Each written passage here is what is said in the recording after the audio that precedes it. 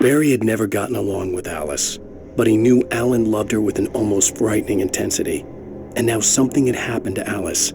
And here was Al armed with a gun and saying things people got put in padded cells for. It was as if his friend had experienced a massive psychotic episode and was now totally disconnected from reality. It scared the shit out of Barry.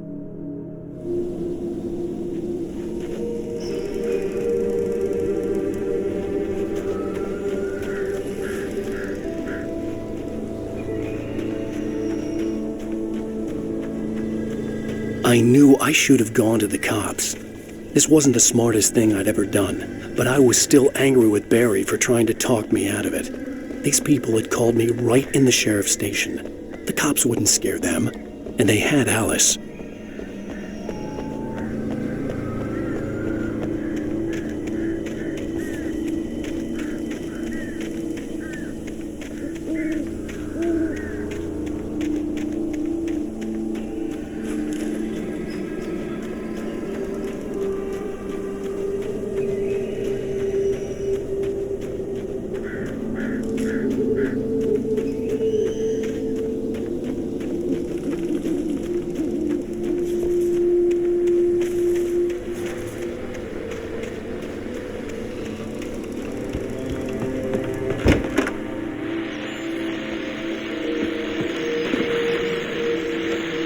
Welcome back to the show, folks. As promised, our very own Dr. Nelson has just parked his rear end in the studio. Doc, what's your Deerfest plan like? My plan? You make it sound a lot more organized than I ever seem to manage.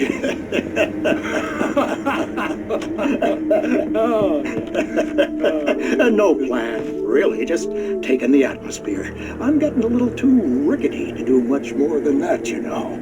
Oh, tell me about it. No sack race for us older gentlemen, huh? Yes, exactly, Pat. But I'm going to check out the parade, of course. And I'll be one of the pie contest judges, too. Well, that takes a different kind of constitution. Oh, yeah, it's my kind of exercise. Now, Doc, seriously, you're in pretty good shape, though. You're the outdoors type. I know for a fact you're an avid fisherman. That's right. Matter of fact, just caught a heck of a largemouth bass early this morning. But you're not taking part in the fishing contest? No, not this year. See, Pat, I'm just not that competitive anymore. Now I just like to take my time and enjoy the peace of it. It's no fun if I need to worry about what I'm catching, you know? Well, considering your track record, the participants are probably pretty happy you feel that way. Well, Pat, that's kind of you to say.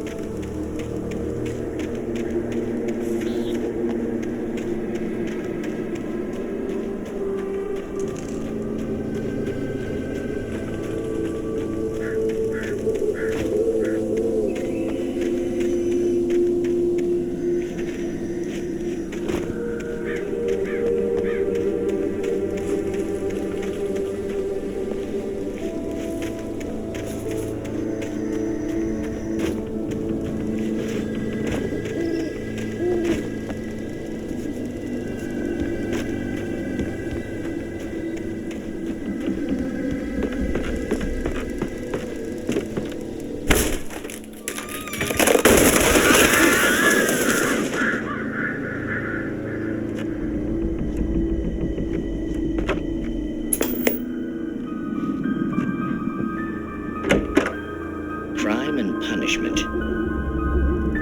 The cancer and cure of civilization.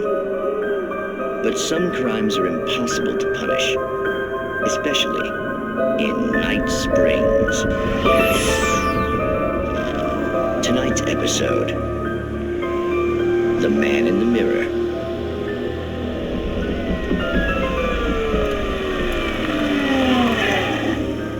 He's inside, Agent. He's a weird one.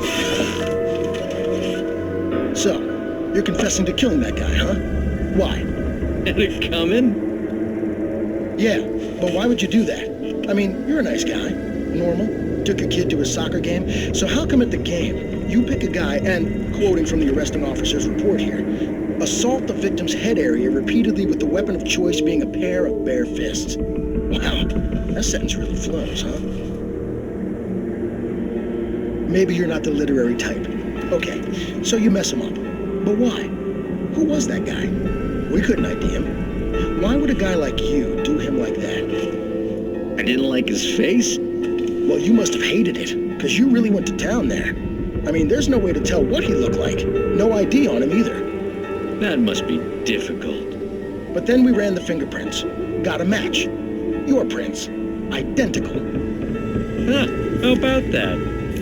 Your son said you were wearing a white shirt when you took him to the game. But the white shirt is on the dead guy. It's plenty red now. You won't get away with this. Do you really think that's in any way relevant to me? I had plenty of time to talk to my boy before the cops arrived, you know? He won't stop screaming, am I right? You think he's ever gonna be okay? I left my mark. Believe me. You bastard. What? You gonna shoot me? What's the point? I'm going to prison. You got me. I don't understand any of this. And you never will. Don't worry. Maybe you'll see me again, Agent. Maybe in the mirror.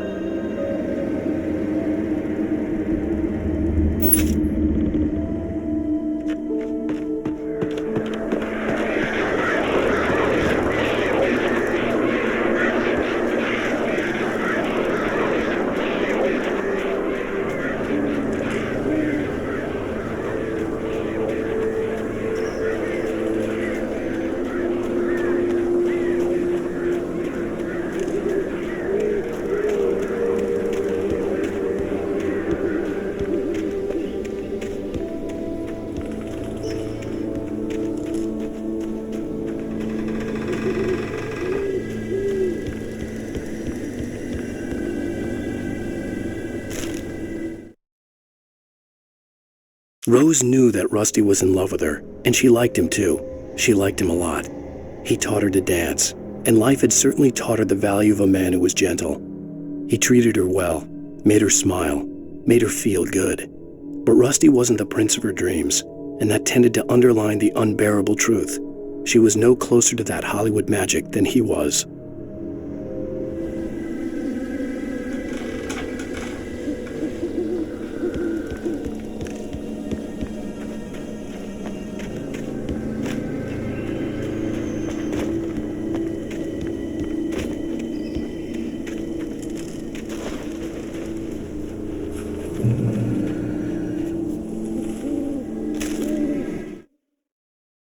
The air in the visitor center was heavy with an awful smell, as if some rotten drowned thing had crawled up from its grave. Rusty kept coughing blood.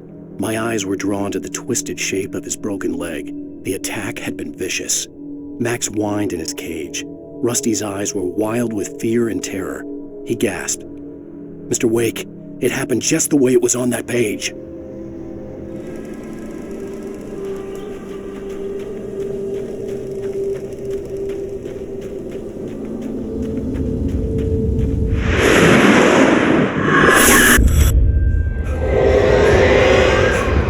Vision left me weak. This was no head injury. Rusty, damn. Rusty, hang on! I'm coming! Please, help me!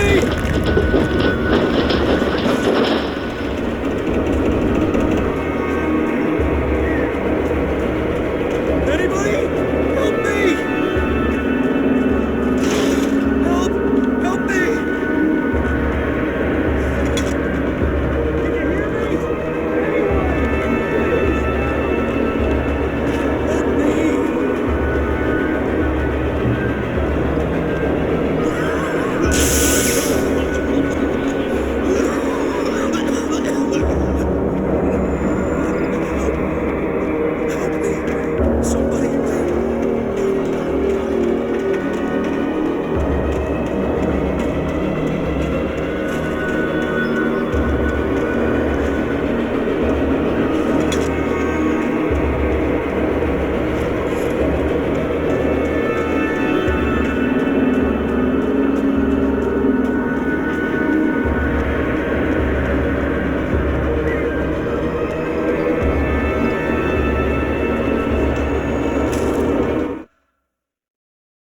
The visitor center was sturdy, but the impact turned the front of the building into splinters. Rusty was thrown across the lobby like a rag doll and hit the far wall hard. It didn't hurt until he tried to move and saw his leg bend the wrong way, felt the broken ribs stabbing him on the inside. Rusty howled in pain and fear, suddenly afraid to die alone.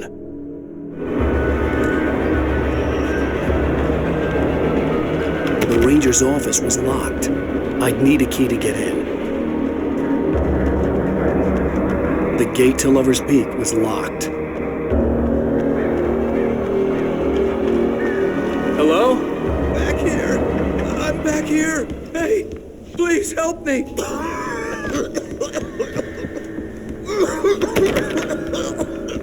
I'm here. I'm hurt. I can't move.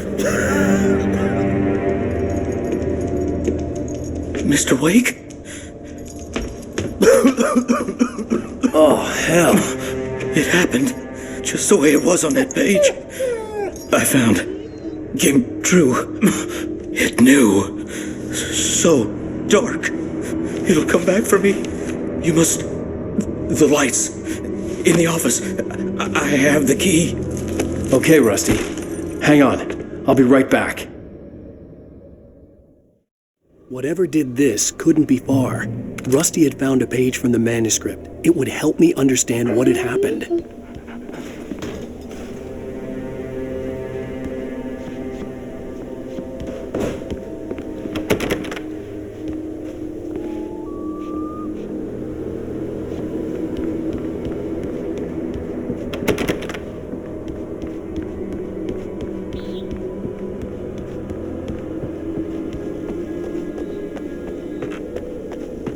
The only way to make sure that Rusty was safe was to get the power running and the lights back on.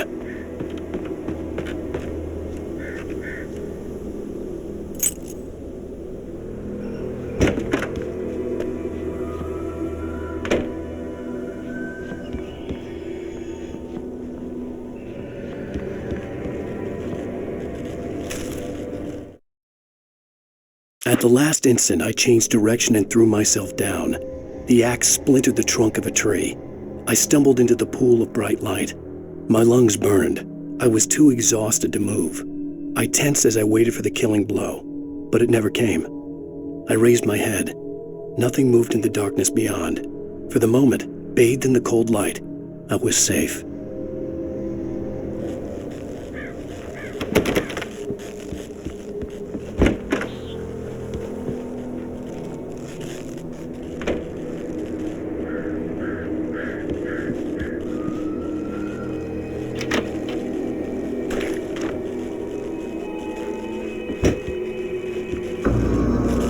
I was too late.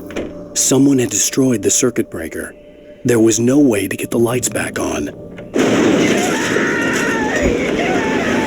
Rusty!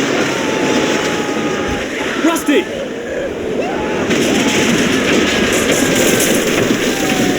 The ground was covered with oily patches that looked like liquid darkness. I just need hunting licenses.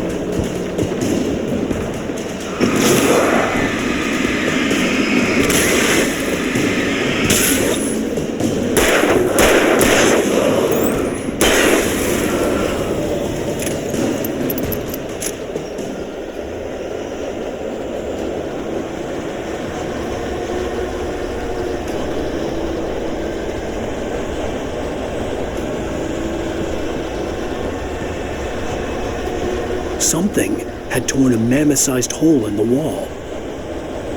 Please! Don't feed the animals!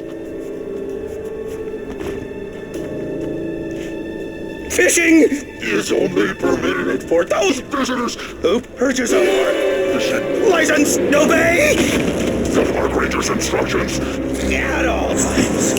Rusty? Rusty, no! Never! You approach closer than 100 yards. No bears and wolves! Never approach any other closer than 25 yards. pets must be leashed. At all times. Never leave your pets.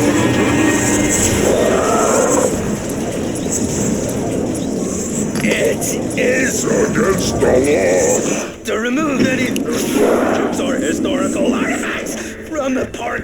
Gross. This includes even you may or even simple berries. Sir.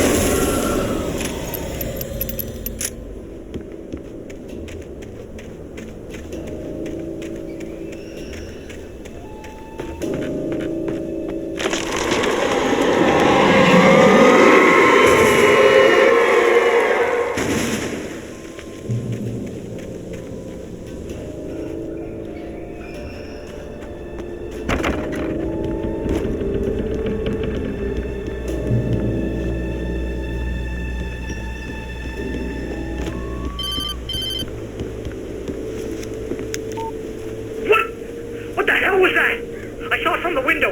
I saw something. Forget about it, Barry. It's just me going crazy. Oh, jeez. Oh, jeez. You're not crazy. I wish you were crazy, but you're not crazy. Ow, be careful. Stay in the cabin. Don't open the door for anyone. I mean it.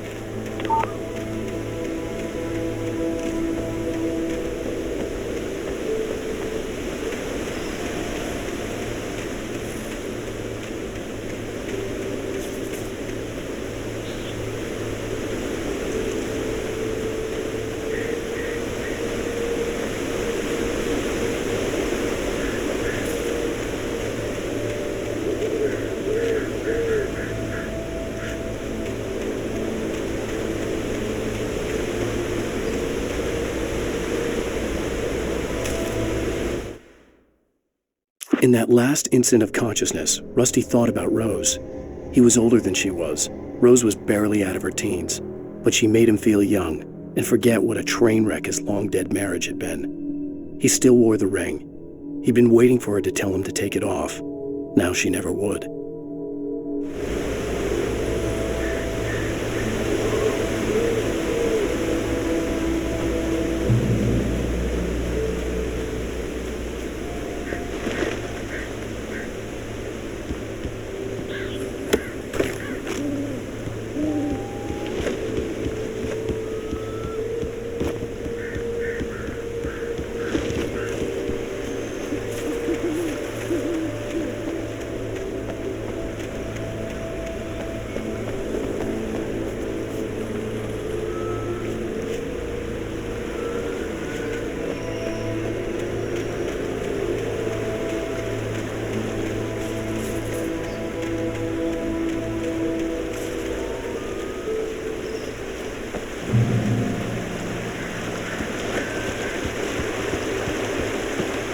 Lover's Peak was at the far end of the nature trail.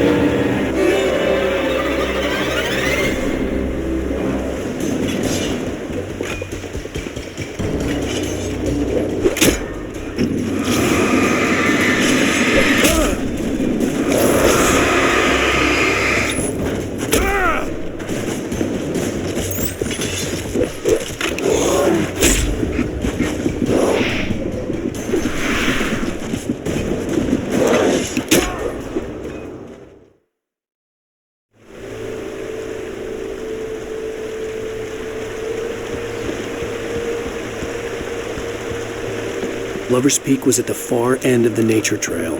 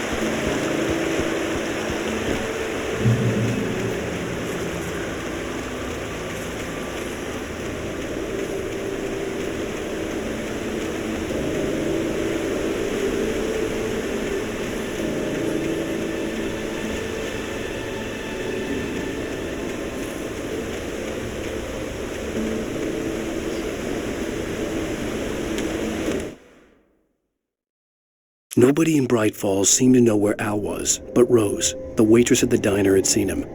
From what Barry could tell, Al pretty much fell off the face of the earth when he left the diner. Rose was just the kind of fan that Al hated, but she really tried to help.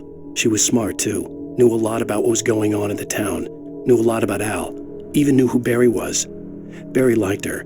That was no big surprise. When it came to women, Barry and Al rarely saw eye to eye.